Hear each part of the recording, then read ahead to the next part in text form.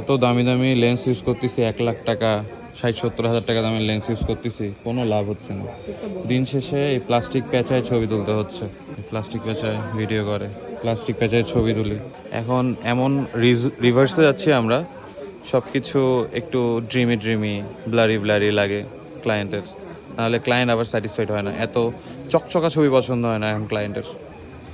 লাইটটা আরেকটু এইদিকে ঢুকবে, ওইভাবে না, কাছে কাছেটা নিও না, মানে লাইটটা ওনার গায়ের উপর ছড়বে। এইদিকে আসো, আরেকটু পিছন। আজকে আমরা আসছি দিনাজপুরের খানসামায় একটা ভীষণ সুন্দর হিন্দু বিয়েতে।